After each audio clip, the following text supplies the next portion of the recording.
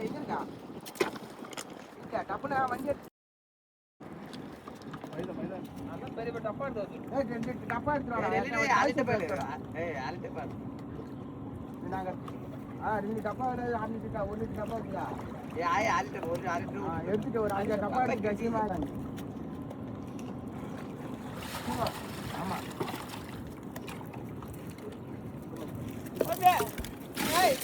பாட்டு வச்சு